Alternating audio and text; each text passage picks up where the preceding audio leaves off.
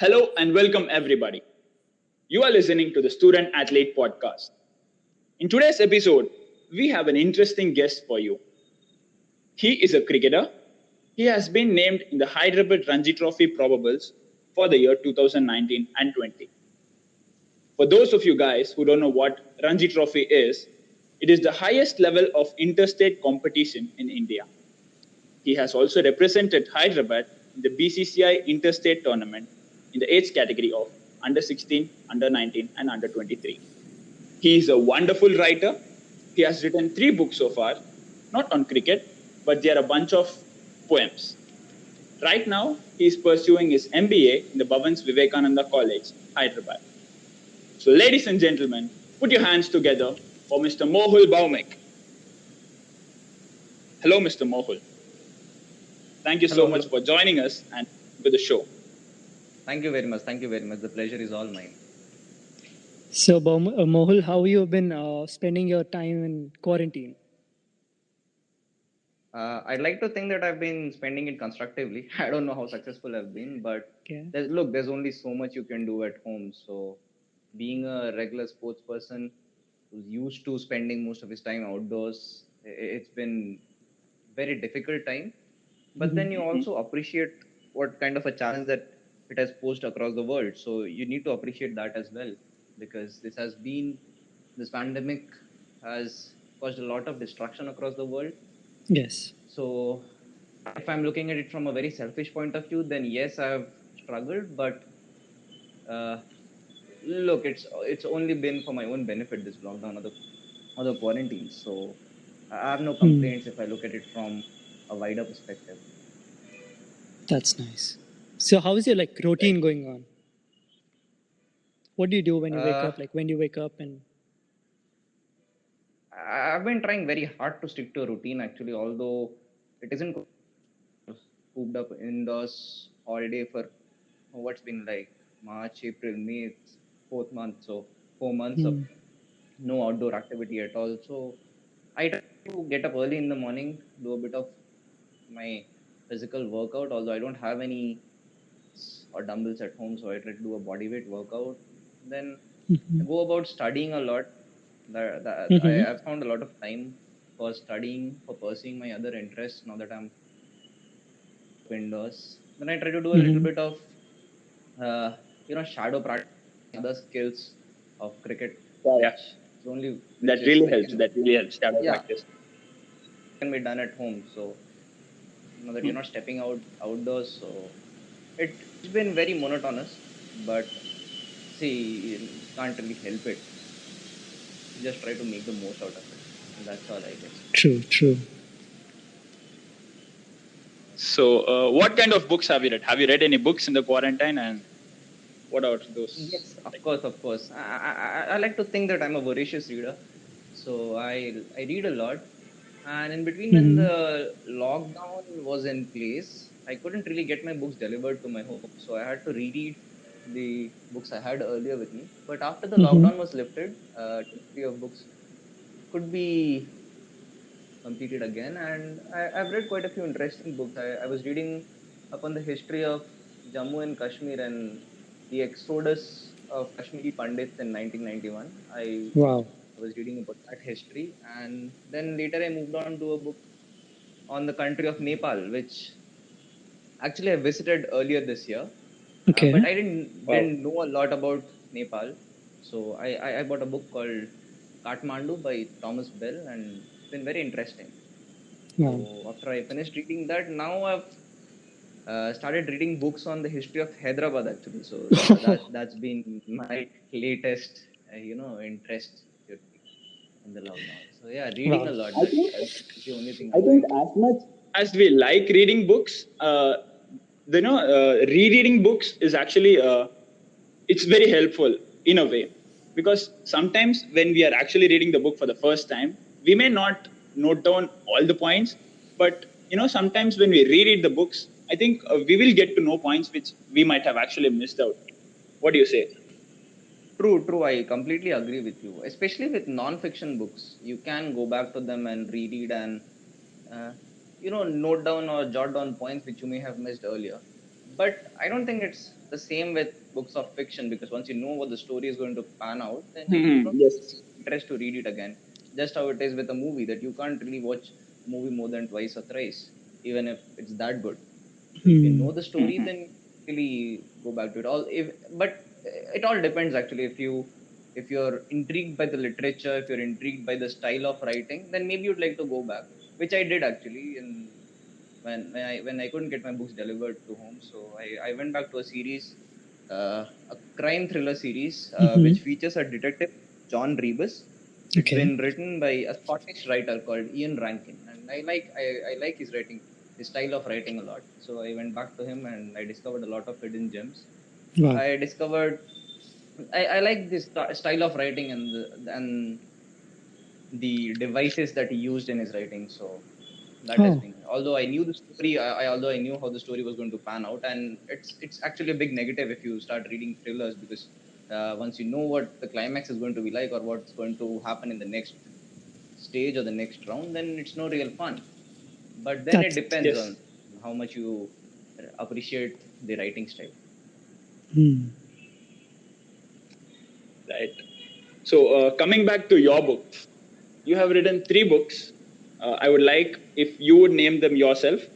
So, what made you write those 3 books? uh, so the books that I've written, my first book, which came out in April 2019, was called This Means War, which was my first book that I wrote. And another came out 2 months after that, in the same year, in last year in 2019. It was called An Audience of One. It was again a collection of poems. And this year, on in April 2019, on 2nd April, I think, it got, and my third book got published. It was called Soaked to the Skin, and it's again a collection of poems. Hmm. So the idea behind writing books or getting published was that I always used to write poems right from a very young age. So Hmm. that was a passion, was a thing I really liked doing. So Oh. over these years, I had a lot of poems accumulated in my files or folders wherever. So Hmm. my first book came out of that collection. My first 2 books actually came out of those collections of poems which I had written all these years ago. I was 20 when my first book got published. Okay. So I probably started writing poems when I was 10 or 11 years old. Wow. So Wow. the poems collected over this period of say 9 or 10 years, they were around 50 plus 50. So say 100 poems approximately. Hmm. They got published in the first 2 books. That is why the first 2 books came out, quite one after the other. So one was in March and the other was in May, June. Hmm. And the third book, which came out this year, was written by me when I started in last year in June, and then I finished my final. My target was publishing another 50, so I came up to this year. So that's how my third book came about. Luckily, Hmm. I've been uh, first, two out of those 3 books have featured on Amazon bestseller lists. So Wow. Wow. Wow. Wow. I'm That's grateful wonderful. to my readers that way, because I couldn't really see myself doing this because I'd already always pictured myself as being a sports person or as a cricketer, as someone Oh, who was yeah. always pursuing outdoor activities, and I couldn't really associate myself with doing such intellectual activities. But luckily, it came about, and I'm thankful to my readers that it has been accepted so well. Wow. That's Right. That's amazing. that's been a blessing. Yeah. So, when you keep a target or a deadline, I should complete a so and so poem by this, like 10 poems by the next 3 months. So I don't know. I too write sometimes, but it's only when I feel something. There's an experience I want to share poetically. So let's say you give like how do you write poems? Like I know you have written like many poems over the years, and that's how you collected them into a collection of poems and then gave away. But when you don't have something to feel or experience, how do you? A writer's block. Yeah, how do you do it? See, Because Sriram, that's the even beauty of I it. want to ask this question, It's because even I also want to ask this question because even I write blogs, But sometimes I don't get exactly the ideas to write a blog. Sometimes I try hard, but it goes futile. So how do you do it? See, that's the beauty of it actually. If you're writing poems, you don't need to set yourself a deadline or try to finish a target by so and so dates, because that's the beauty of it. You're not pushed by deadlines. You're not writing a crime thriller, or you're not writing a romantic fiction story that you have to give twists and turns to your story, or you have to finish your plot by so and so date. Poems are not written that way. If you try to bring in a mechanical element to writing poetry, then it's not going to happen, because it doesn't happen that way. It's as simple as that, because poems are True. not written in a mechanical way at all. It only happens when you've felt something, or when you're truly or deeply moved by something, which Exactly. may have happened in your own life, or you may have experienced it from some other way. So that's how it Right. is. So that is number one. And number two, even if you're stuck without ideas, or without, just struggling to put words on paper, Hmm. then I think that is what distinguishes someone who's really passionate, or really going to do this.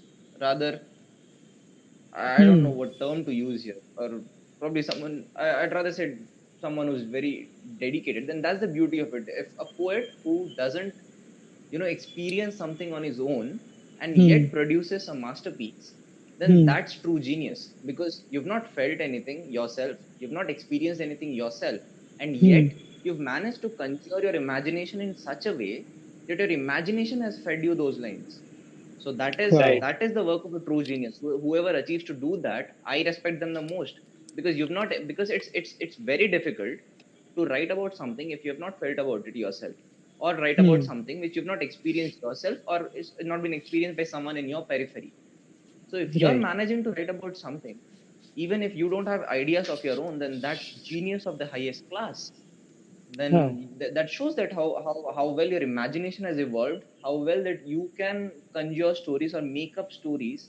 Hmm. Or because poems are stories, you tell stories in verse, you tell stories in rhyming lines, that's all you do. Yes. So if you're able to do that, then it means that you're very observant, because number one, for being a poet, you need to be very observant to observe or see how things are around you. So that means that you've been really good at watching people or things or anything, whichever topic you want to write upon.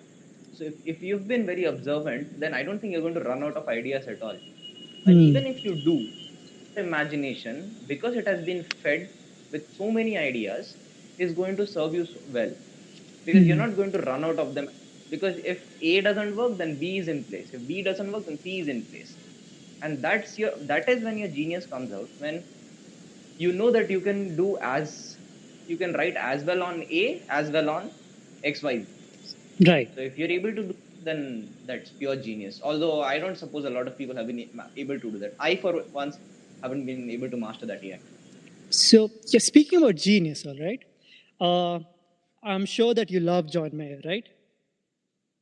Wonderful.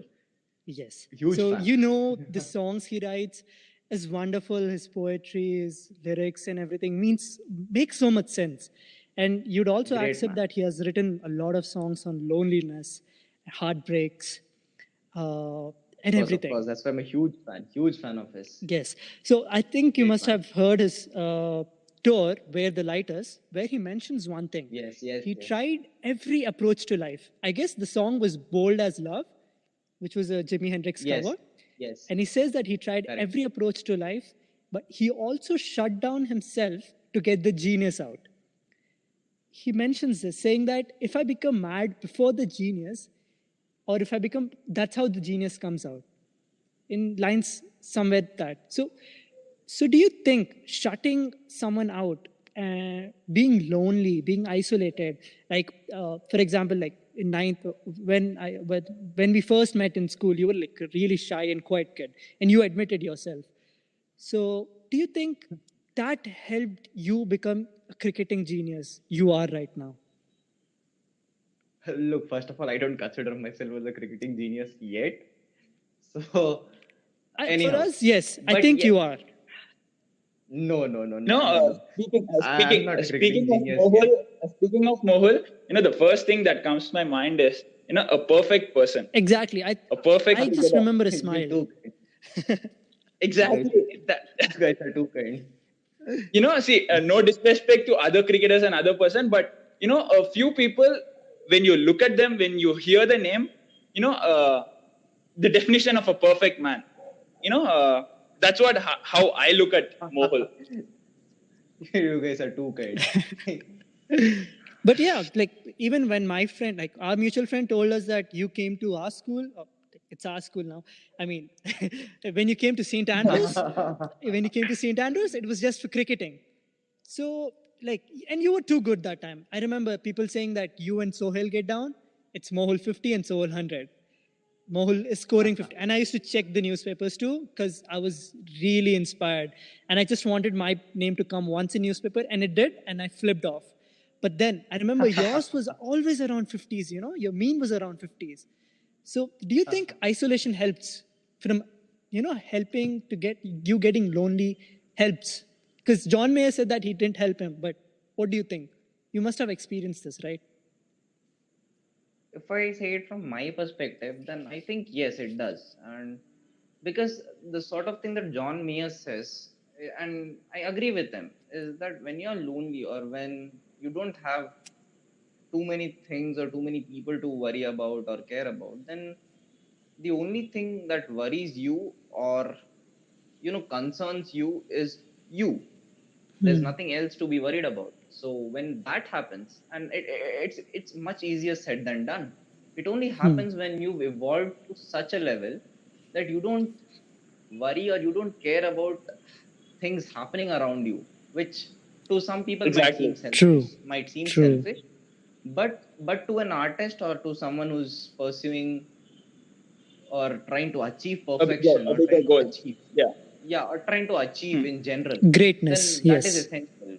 Yes, that is essential because as John Mayer said, and I as you said, Sriram, then yes, genius comes out only when the madness within you comes out, and I agree with John Mayer totally. And it happens because see, True. when you're alone or when you're living in solitude, then the only thing you're doing is constantly working upon yourself. So it can be you're Exactly. working Exactly. upon your limitations, you're working upon your upon the things you do right, and more often than not we ignore it, but it's uh, the things you do right are as important as the things you do wrong.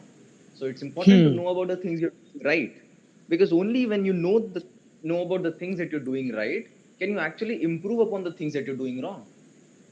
And Hmm. another way about Right. thinking about it is when you know what your limitations are, or when you know about the things that you're not good at, then there's one way of avoiding doing those things. Say I'll give you an example.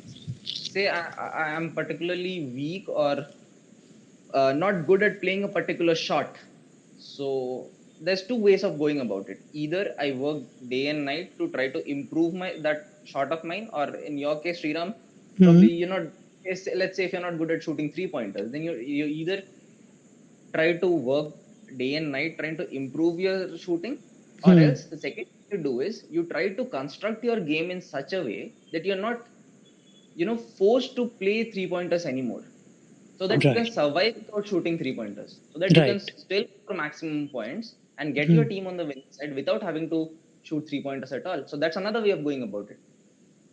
So my Yes. question here is, how does that realization come about? How do you know that this is something that I'm not good at, and this is something I'm good at, so I need to focus on what I'm good at?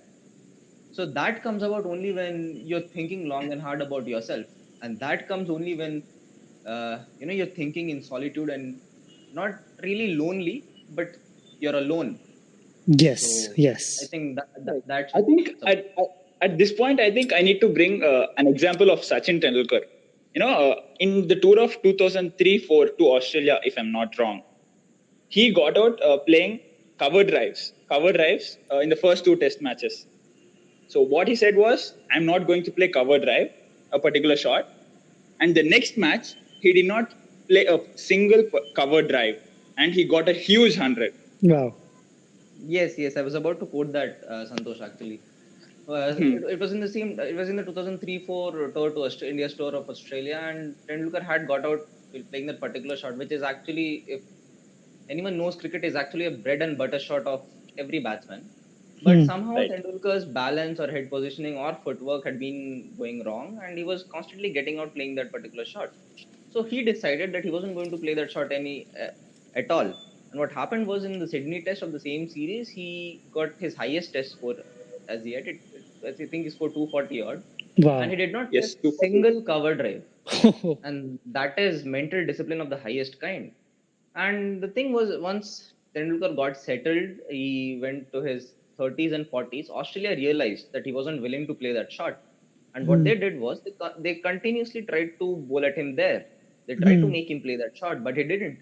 So right from his 30 to 40, 30 40s, from till when he got a free hand from Australia, and then when they realized that he wasn't going to play that shot, they kept feeding him the same delivery so that he could play cover drives, but he didn't. He scored 200 more.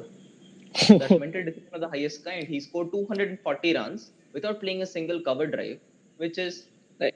which is the first shot that a young kid is Any taught. coach teaches you. Any Yes, coach teaches you. yes, Start a cover young drive. kid is taught when you start playing cricket. So Wow. that just speaks of the greatness of the man.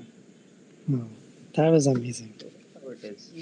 That eventually it boils down to how well you know your limitations. That's what Tendulkar did because it was in the middle of a series.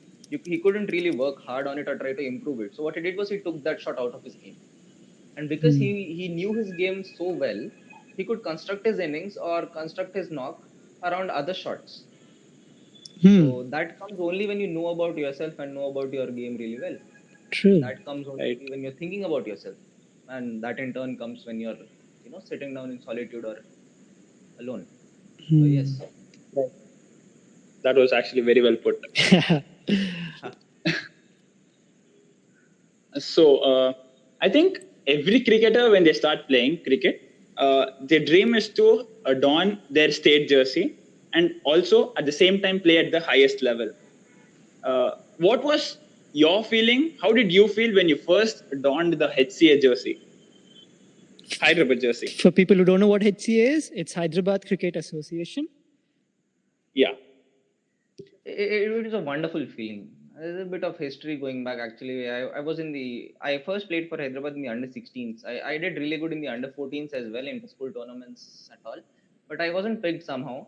So I got my opportunity only a couple of years later after I had continuously scored runs in the local league, which is the basis from where state teams are selected. So although in the under 14 age group I had done really well, I didn't get picked somehow. Then later in the under 16 category as well, I somehow got runs and got picked for the state team. Then it was a wonderful feeling. It was a feeling of relief actually, because at that point of time, I saw a lot of people who hadn't scored runs or hadn't really put in performances who got picked ahead of me when I was in the under 14s. Hmm. So I started to doubt myself, or I started to, I started to think that maybe I'm not good enough, or maybe I don't have what it takes to succeed. Hmm. So Yes. when I got picked a couple of years later in the under 16s for the first time, so that was a feeling of relief, because then I realized that no, maybe I have what it takes. Maybe it wasn't me that was wrong. Maybe it was some other circumstances or situations, if you like, that didn't let me Hmm. Yeah. get picked in the under 14 side 2 years ago.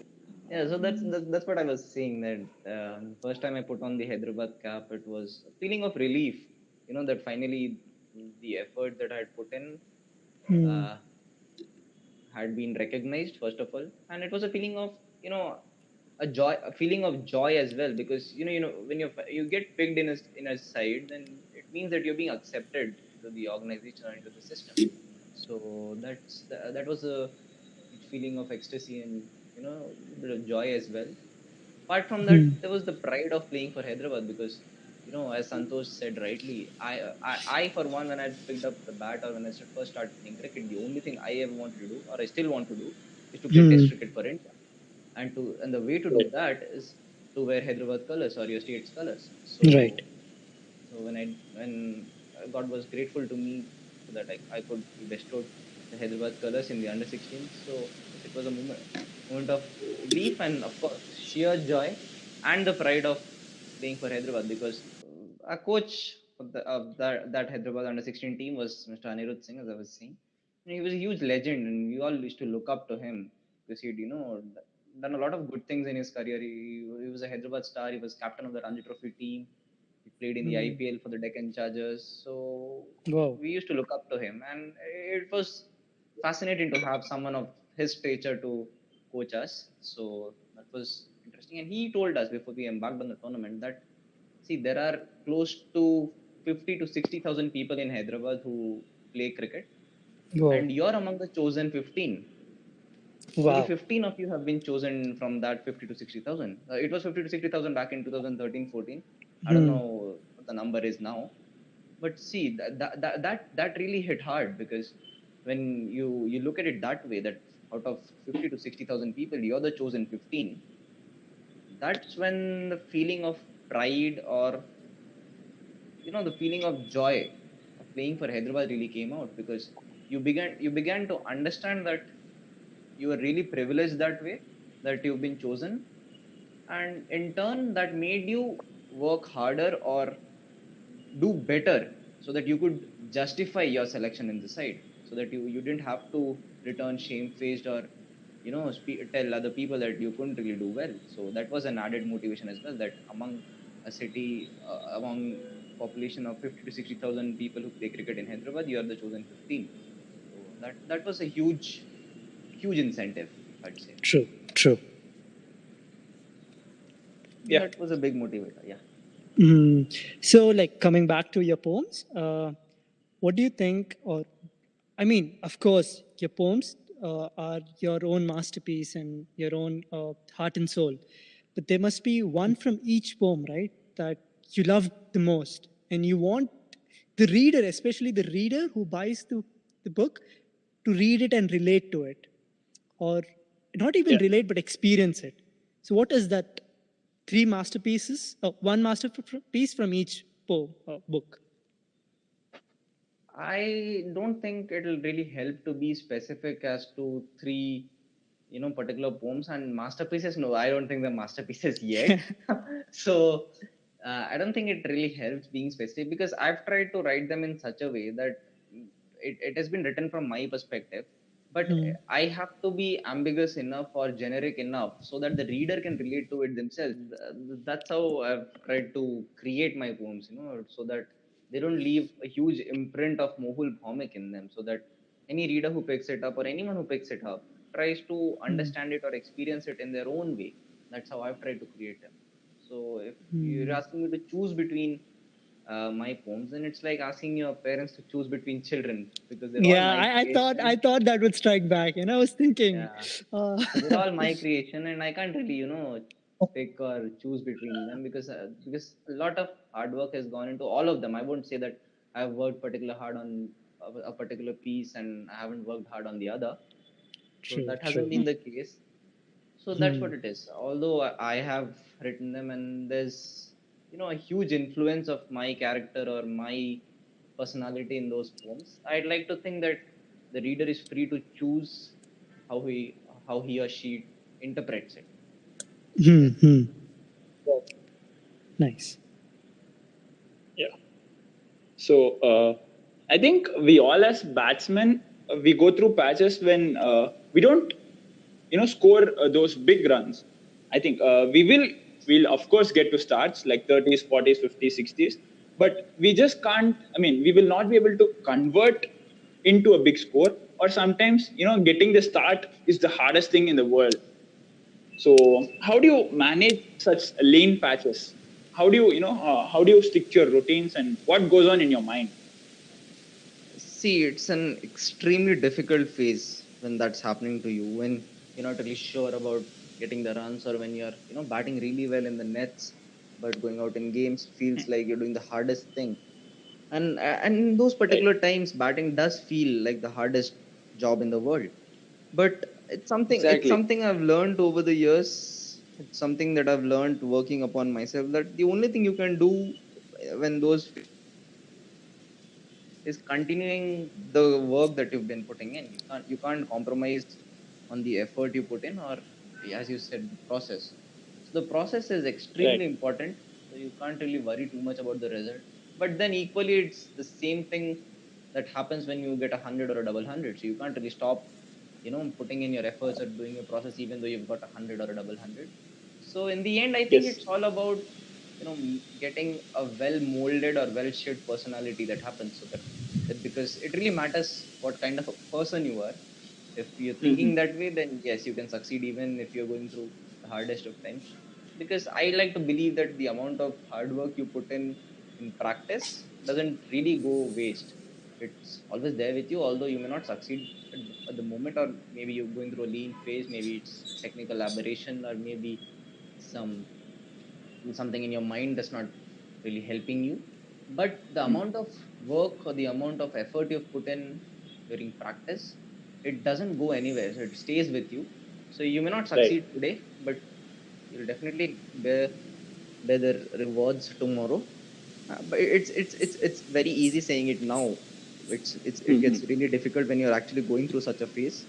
But I think that is the secret, if that you can't really compromise on doing your process. It's hard, people I, around you don't understand, nobody understands, and right. everyone questions you, everyone tries to form their own judgment or Hmm. pass off Exactly. solutions as to why you're not doing well. That that Mohul is distracted, or Mohul doesn't do this well, or Mohul They doesn't start. They start practice. putting tags. They start putting tags. Yes, or Mohul is, not putting in enough hard work, or Mohul's mind has got diverted.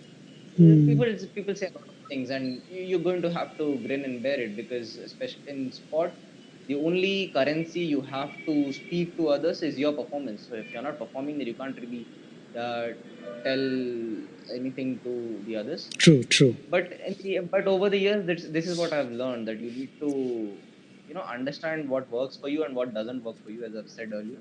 Hmm. So if you're going through a lean phase, then you need to keep doing those things which you did, because I'm sure that even in the times when used to get hundreds and used to do the same amount of practice and the same amount of mental preparation, Hmm.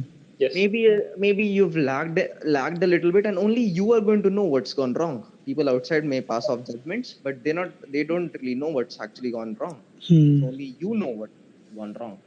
So if Hmm. again, going back to that, if you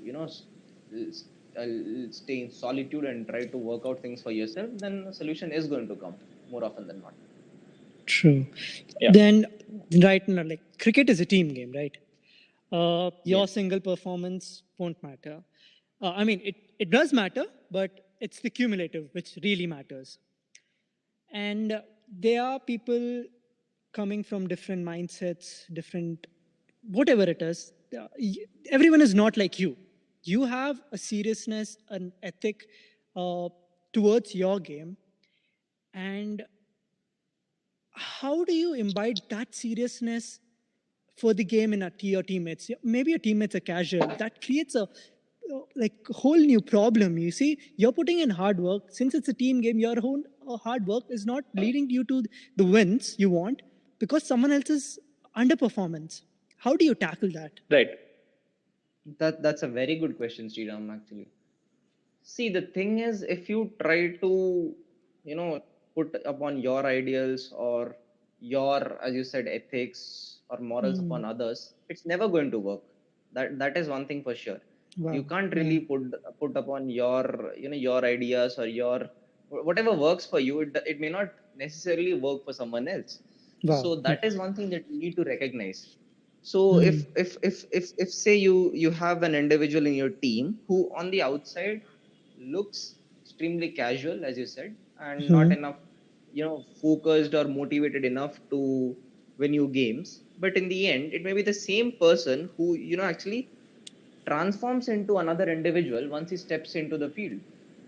So True. that is one Right. thing you need to recognize. And people who build teams well, who be good captains or good coaches, they actually recognize such individuals really well, because it's not possible to have 11 individuals of possessing the same mindset, the same characters, or the same personality. It's not going to happen. It's not possible.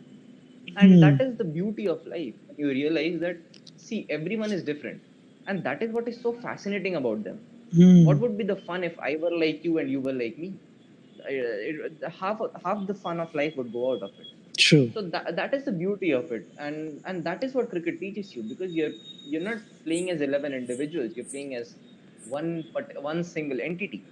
And okay, all right, if you feel that a particular individual or a group of individuals doesn't really adhere to your ideals, your philosophies, then you Hmm. can try to give them warnings, or you can try to guide them in the right path, although Hmm. the idea of the right path actually differs from one person to another. True. What may be right to me may not be right to you. Right.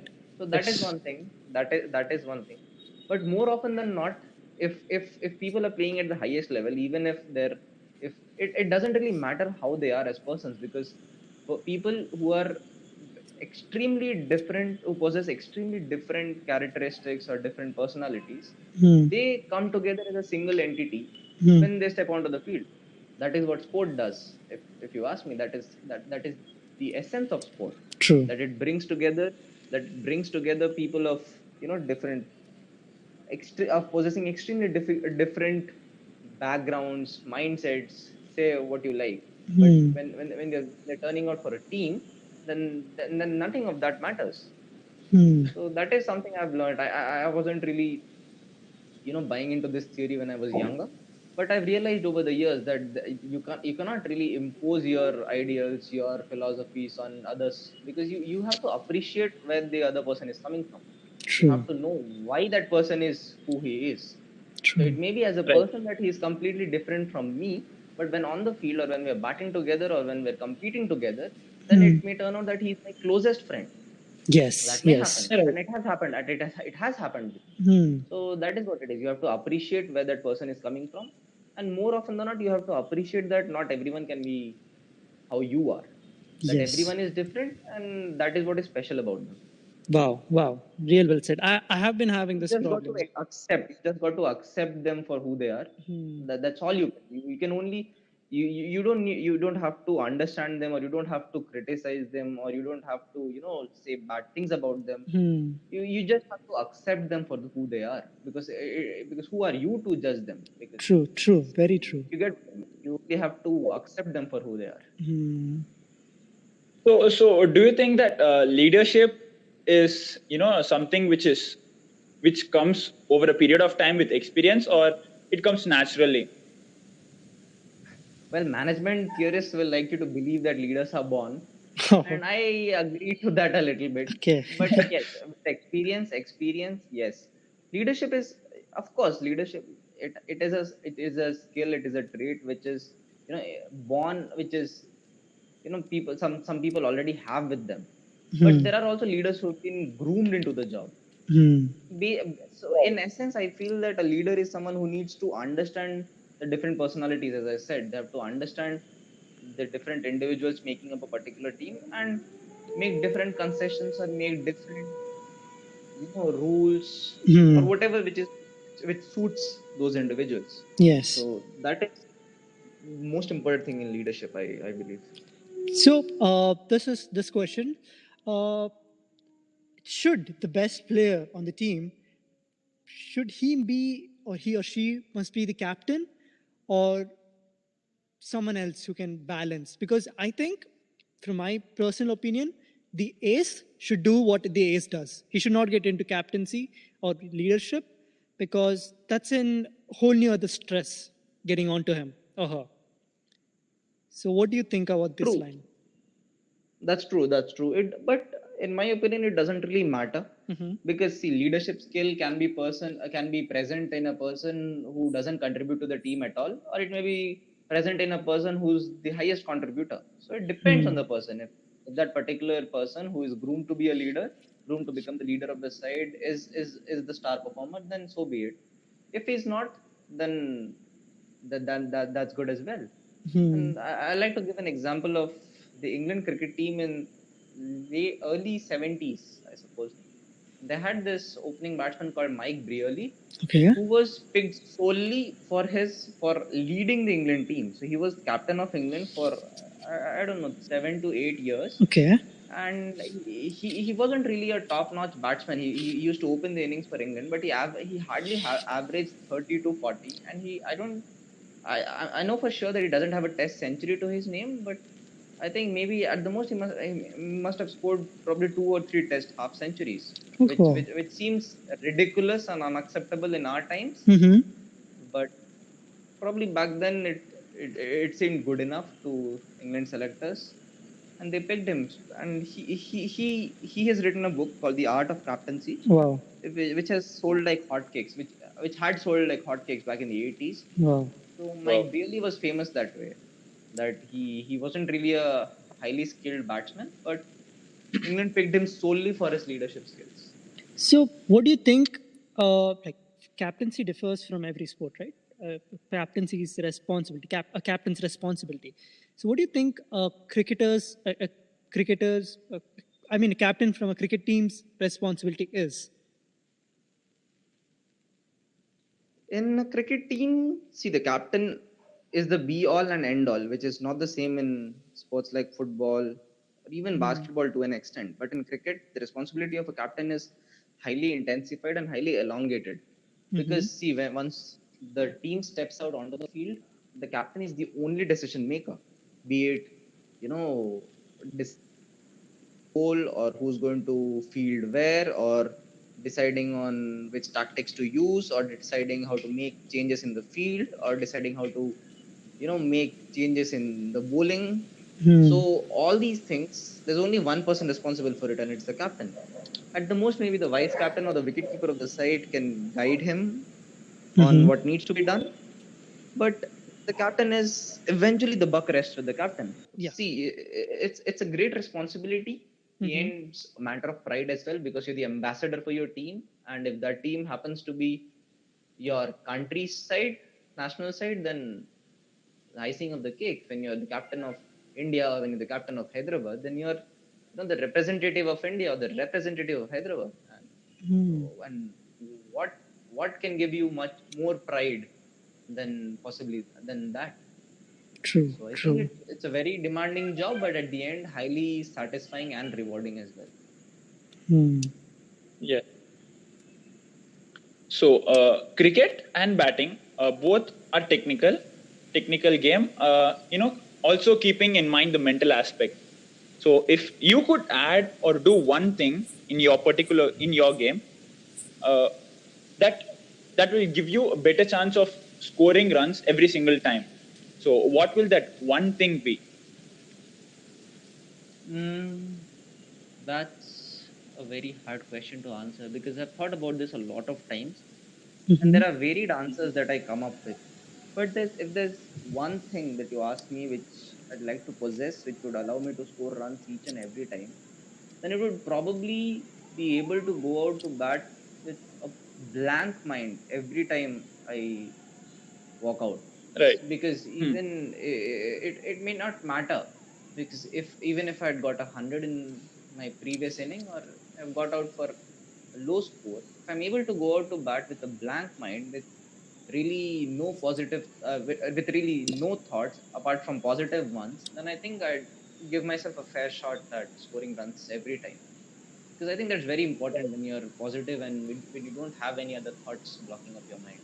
So I think that's one thing. Exactly. I've tried my best. I've tried doing that, and I've been lucky to have gone out to bat having such a mindset a lot of times. Hmm. But I don't think it's humanly possible to have it every time, because a lot of what you do in batting is affected by how your life off the field goes about. So it's not possible for life in general to go smoothly all the time. So Hmm. it affects how your mindset when you go out to bat. But I think yes, that would be one thing I'd like to possess. It's having to go out with a That fresh reminds mind, me. no Uh, positive thoughts. that reminds me of a quote, where where they say that yesterday's victories won't win you today's battles. Absolutely, absolutely. Yeah, and Because the way out for a sports person is only tomorrow. A sports person can never look back on yesterday. true, No, the true. only thing a Right. sports person has is tomorrow. If a sports person starts looking back on his yesterdays, then he's finished. Yeah, that's true. Yeah.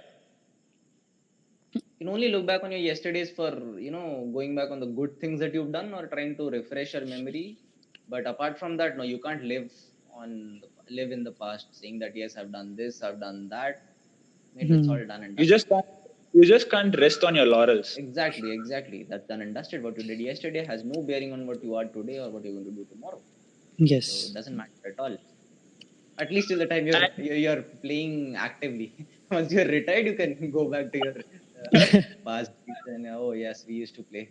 So, Yeah, Yeah. I would like to quote one more thing from the book Shoe Dog, which was written by Phil Knight, if you're aware. yes, Nike, yeah, Yeah. founder of So Nike, yeah. he says that, uh, the art of competing that he learned from track was the art of forgetting.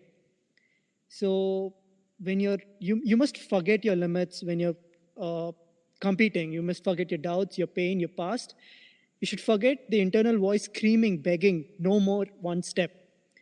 And when it's not possible to forget it, you must negotiate with it. Hmm. And this is what you were trying to say, right? Like, True, absolutely. I completely agree with them. Completely agree with them because you give out your best performances only when you have a very clear state of mind or when you're extremely positive. hmm, That is something you need to work upon your mental aspect as well. That happens more often than not. I'd hmm. like to believe that I can do it every time. So that's a challenge. That's something I'd like to work upon. Uh, uh, uh, so this question is about your heroes, all right? So who are your heroes? Not just international cricketers and other sportsmen or poets or writers, but also your teammates or everyday people you see, right? Who are your Yeah. heroes and why? Maybe something in brief. Uh, a lot of heroes when I was growing up. My first, sort of idol or hero, if you like, was Rahul Dravid, whom I, Oh, saw and I really wanted to imbibe because more than the cricketer he was, I wanted to imbibe the kind of the person he was. So, hmm. Rahul Right. Dravid is this kind of person who's more respected for his behavior or his personality or his characteristics more than the kind of batsman he is. Although his batting stats aren't half as bad, he has he's more than Now, now, 10,000 test. now we get how the Mohul Baumik was actually, crafted. So the Rahul Dravid, the batsman isn't half as bad. He has more than 10,000 test runs, more than 10,000 one-day runs. But what is remembered for more often than not is because of the kind of person he is, and that's what I Hmm. really liked about him, and that's how I wanted to turn myself into if that was possible. But then I realized that it's not really possible to completely turn yourself into someone you like or someone you respect. You can only take some of the qualities that you like from that particular person, and you can imbibe them in yourself, because in the end you're Correct. going to be your own person. You can't be the replica of someone else. That's Hmm. what I Yes. learned later on. But hugely respect Rahul Dravid.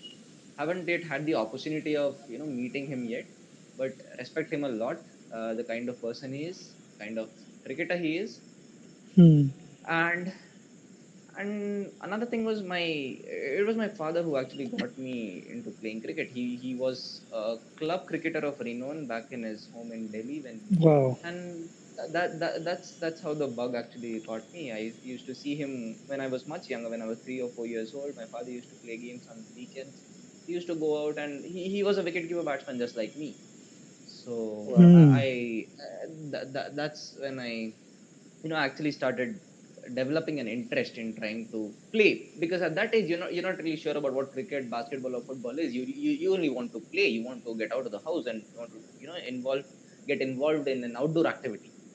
So seeing Right. my father, that was my first inspiration, and what later helped was that he was the one who actually taught me the basics of the game, and who Hmm. actually taught me how to hold a bat and how to get the basics right, as in how to how to defend a ball, or how to you know play the cover drive or any other shot. So he has been a idol or a hero, if you say, Hmm. growing up. So he's been a big, I'd rather use the term, he has been a big reason for me playing cricket, if you say. So that has been the case.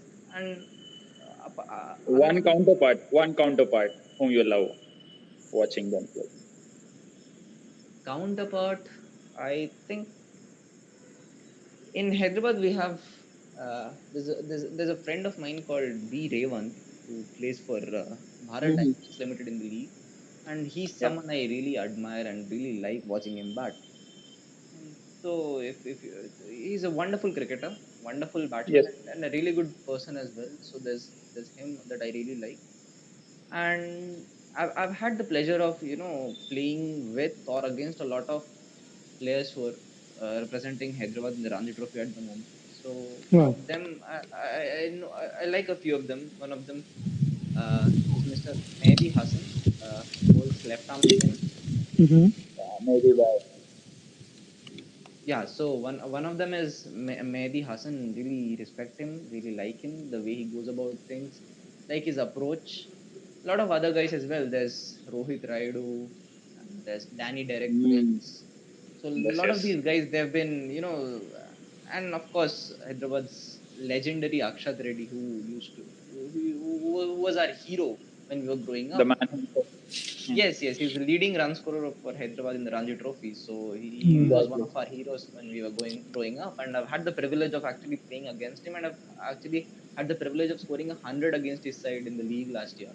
So that was a real Wow. watershed moment because we'd all grown up watching Akshat Reddy or reading about Akshat Reddy in the papers, reading about how good he was, and to actually have had the opportunity to playing alongside him, or rather I got the opportunity of playing alongside him in the Ranji Trophy Pro Bowls last year as well. But Wow. I played against him in the league, and Mm-hmm. Hmm. thankfully I got 100. And he came up to me after the game and he said, "Well played." And that was a Oh, really a touching moment because we'd all grown up. Wow. of course, of We'd all course. he was a hero of us. So Yes, that was a exactly. real watershed moment to have display your ability or display your talent in front of Akshat Reddy. So that was a very big moment because we'd all grown up reading about him, watching him on television, watching him in the IPL, going to the Hmm. going to the Uppal Stadium and watching him. So he was a big inspiration. And there's one particular individual I like a lot in Hyderabad cricket who's unfortunately no longer in Hyderabad cricket. Is quit playing. His name is Fahd Jhala, Mm-hmm. who played for Hyderabad in the Ranji Trophy back in 2012-13.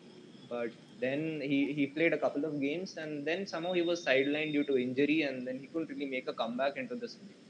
Mm-hmm. But what I respect a lot about him that he is an extremely studious person, and once he got to know that he wasn't going to be able to make a comeback into the Ranji Trophy side, he pursued a CFA, which is a chartered financial analyst Wow. degree. He Mm-hmm. pursued that, Wow. and today, as of now, he has a job in this investment bank called Goldman Sachs Oh, in Goldman Bangalore. Sachs. Yes, that's Yeah, that's that's really good. he's a top and high paying job there, and that's what I respect about him a lot. That being someone who's played first class cricket, who's devoted all his life to cricket, to be able to make that shift, to be able to Yeah. move to Knowing another, when to leave it. and knowing that as well, plus being able to do it because see, a CFA is on par with a chartered accountancy course, so it's Yes. really difficult. And to see someone whom I've seen playing cricket alongside me, rather against me, to see someone who's done that, hats off, really, genius of the highest kind. Because you don't really see Right. sports persons or cricketers to be that studious or be that good in their academics. But Hmm. Faj actually showed me the way. I really like him and respect him for that. Wow. Wow. You know, Wonderful individual. Speaking of studious, the man himself is talking. Again, you guys are being very kind. No, you, I think teachers even used to talk about you, as far as I remember. every single teacher, I think I can go back for to us, Andrews and for us ask as Mohul, sportsmen, and I You're bet they would embarrassing know me, you. guys. Bet they would know you. You're embarrassing me. Look, I didn't go out of so my way to do anything. It just happened. I can't. No. so I mean, for those of you guys who are watching this, who are listening to this, our schedule in school was very very difficult. We need to be at the practice by 5:30, but Mr. Mohul Baumik, he used to be there at 5:15. And then after the practice, we had to go to school directly, which was like 10 kilometers away from our camp. Then after school, again we had to come directly to the camp for practice again. And by the time we reached home, it was easily 8:30 in the night. So Mohul, how did you manage your cricket and studies? I mean, you're still a topper till MBA. You're a topper. So, how were you able to switch from a cricket life and swap to go into a study mode? It was difficult, like you said. It was extremely difficult in the schedule that you said, Santosh. Because being there at the academy at 5:15 required me to wake up at 4:30 odd, and Right. that was difficult to wake up that early, then go to the academy, practice, then go to school, spend 6 to 7 hours in school, then go back to practice, then come back home. You're really tired, and you're not really oriented to do anything apart from going to bed. But Yes. it was difficult. But I think I'd like to say that right from the beginning I was really interested in doing things, or I won't call it doing things. I would rather say that I didn't want to limit myself to being known as just a cricketer. I wanted to be A one trick pony. Yeah. Yes, Wow. I wanted to expand my horizons always. So that was one motivation, that I always wanted to know about things that interested me. And what helped was that I had a library at home. I still do. So that helped a lot. So I have a Wow. library Wow. of my own at home. So reading a lot of books from a young age developed a lot of interests other than cricket. So that Hmm. helped. And once that got to a serious level, then at one stage I couldn't really stop myself, because at that time the motivation was not to get marks or top the charts or anything. The motivation was only to know about a particular thing or a particular idea. So True. that was True. Right. the basic motivation about it, because right from the beginning I didn't want to be remembered as or known as just Mohul the cricketer. So that Yeah. was a very big Curiosity. motivation. Curiosity does wonders. That's true. That's Curiosity. true. That's I that's didn't really true. see to paraphrase Steve Waugh. Then I'd say that I didn't want to be remembered as a man of cricket, but not just of cricket. Wow. So Yeah. Wow. that's That's what I wanted wonderfully to put. achieve. That, yeah, I wanted to expand my horizons, and that's the same as well. That's why I've continued. I had the opportunity of stopping after my graduation, but I decided to pursue an MBA because I really wanted to Hmm. challenge myself and see how good I would be, and that was one big motivation behind it. That I really always wanted to expand my interests and expand my horizons, so that when and a lot of my relatives and a lot of people of my extended family are distinguished in academic fields. So Hmm. whenever I got talking to them, or whenever we met up, I didn't want to feel left out of their conversations. I True. wanted to feel True. involved, and the only way of doing that was by educating myself. I couldn't really Right. bask on. I didn't want them to think that, oh, he's just a cricketer, he's just a spokesperson, he keeps playing all day and he doesn't know about things. So that was a very big motivation as well. And having friends of that sort, having friends who were intellectuals, if you like, that Hmm. was important. So that was the basic I think motivation behind it. you actually changed the way people look at sportsmen in Andros, because people felt that sportsmen never study in Andros particularly, Yes. because Yes. a teacher used to see us in a particular way. But I know. you changed it completely, and you were actually an inspiration for for us coming behind you guys. I mean, you guys, you were people we used to look up to, either in cricket or in academics, and that made us a good students also. Yeah, man. You. I don't know if it was intentionally or unintentionally that you have inspired. You see, like so I would like to accept to the point that teachers look a different way towards sportsmen, because still 12th I studied in Andrews till 12th, right? So there was this player Vishrut. I don't know if you're aware of him, but he Exactly. Oh my God. represented uh, FIFA, India in FIFA futsal. Oh, it's wonderful. Yeah, he was a goalkeeper, and he used to never turn to school. Even if he used to turn, he used to be Hardness. this shy kid who would not talk to much people. And teachers used to, say that this guy won't come and study, he scores less because he wants to become a footballer. But that wasn't the case with you, and we are truly grateful for that.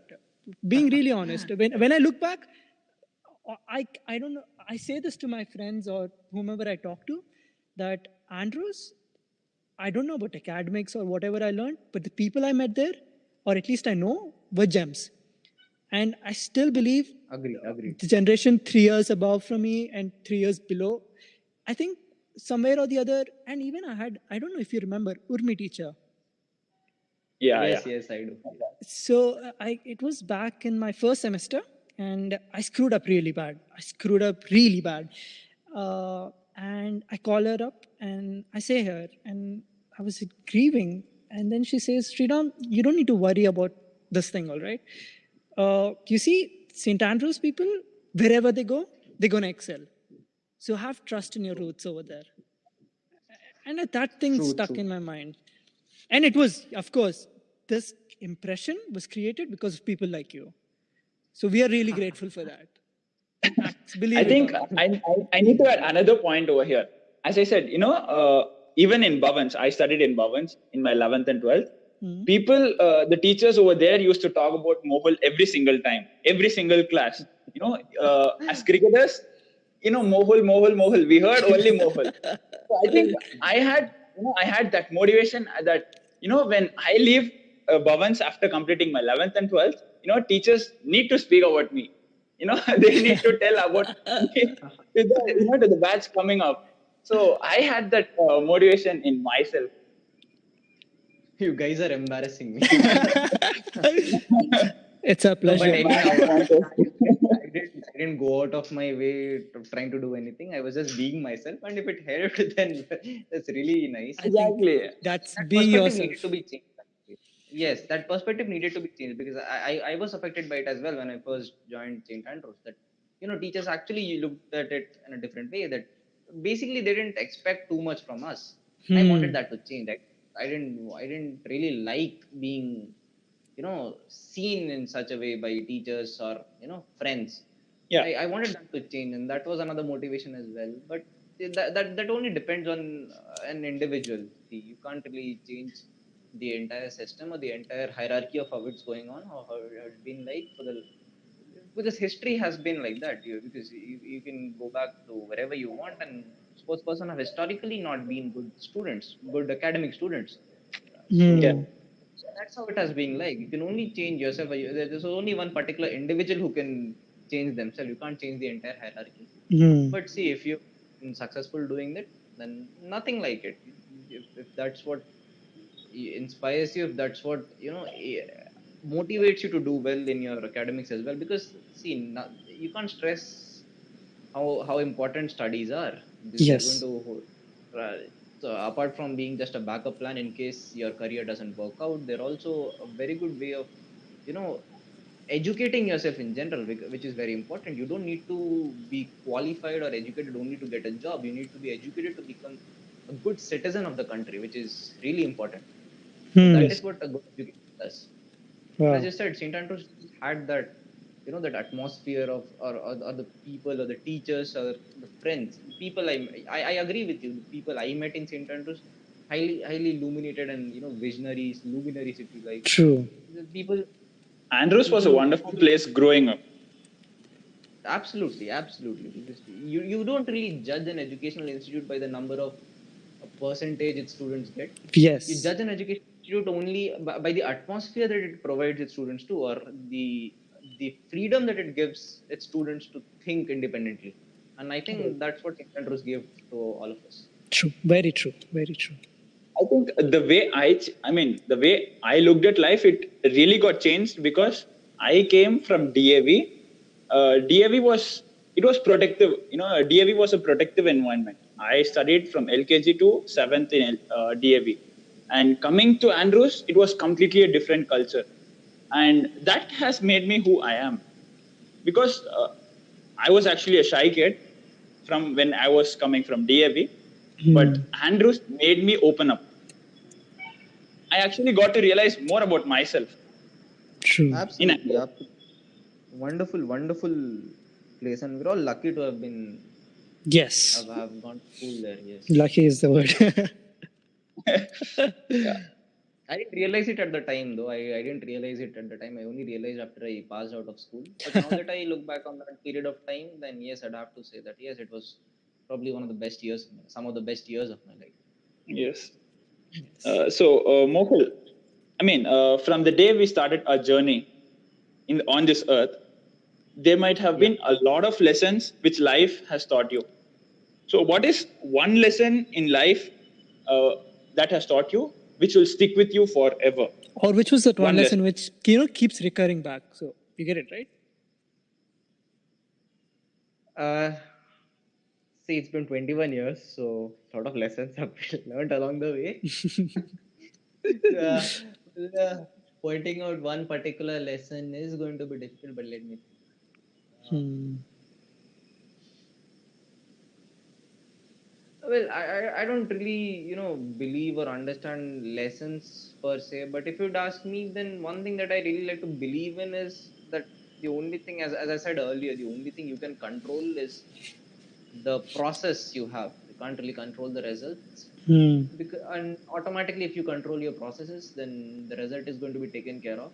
That Wow. is one thing I really believe in, and that was really Right. re-emphasized into my brain after I read this book called Deep Work by Cal Newport. It's a self-help book, and Mm-hmm. there I realized that the only thing that distinguishes you from the person next to you is Hmm. the kind of work you do or the level of work you do. So it's only your work that differentiates you. Right. It doesn't matter the it doesn't matter how many Mercedes Benzes you have or BMWs you have Okay, or man. houses you have or Hmm. minds you have. The only thing that differentiates me from my neighbor or from another person is the level of work or the work in essence that I do. That is important. Exactly. And that's what I've tried to imbibe in myself, that the only thing I want to be remembered by maybe 60, 70 years later is the kind of work that Muhul Bhaumik had put in. And that's The how I work want to be ethic. remembered. Yes. Work ethic or the kind of or a particular thing, if I can say, if that work is in cricket or that work is in poetry, I want to be remembered as that. I don't want to be remembered as how many Rolls Royces I had or how many bungalows I had. How much of wealth I had accumulated. I want to be remembered by that. See, Mohul Bhaumik, he was so and so. He did this. He achieved whatever he has, and he has made an impact. He has kind of left an impression upon this world. Otherwise, I don't think there's any point of living this life if you're not leaving anything behind.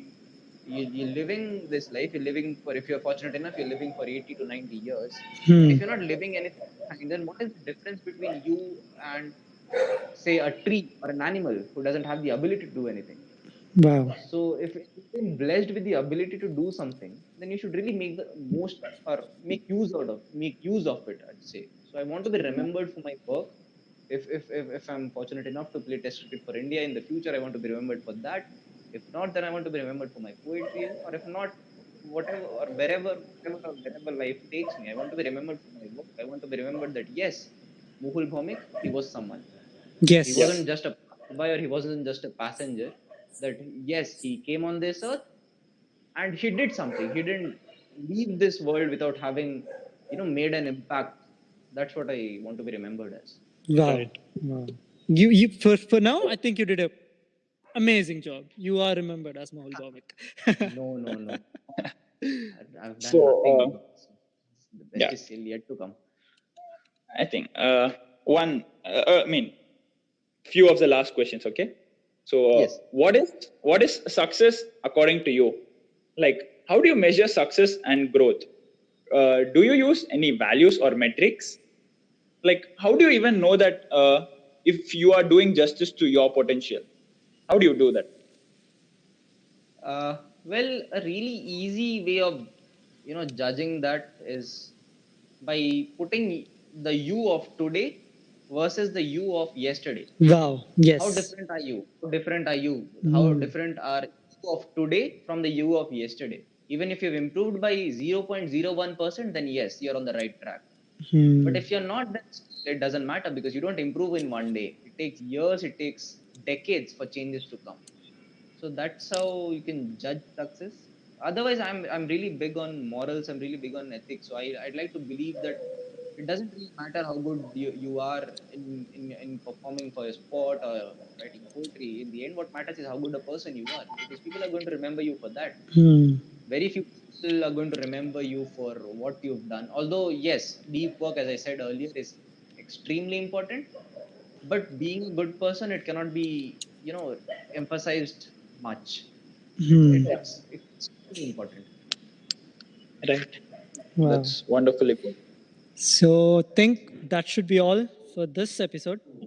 Mohul, is there something else you want to tell to the listeners, the young players or the people who are in their mid 20s or whatever it is, the Coming listeners? out. Who are coming out? Well, I don't really think I'm qualified enough to, give out tips to young cricketers or people in their 20s. But I'd just like to say that if anyone wants to, go behind their dreams or, chase what they want or want to really achieve something in life, then there are limitless possibilities. There is no end to the possibilities in life. You can Hmm. go and do whatever you like. If you've develop a particular interest behind it and you're dedicated enough to do it, then there's no limit behind things. If Hmm. you're working hard enough, and if the level of your work is deep enough, then I don't think that success should elude you. Wow. Wow. Really That's well said. wonderfully put. So that's the most humble, inspiring, wise. I don't know. There are many adjectives to describe you, Mohul. But then you'd say that we are embarrassing you. I guess Uh, we are having fun over here, though. But You guys yeah, are very kind. that's Mohul for you all, and stay tuned for the next one.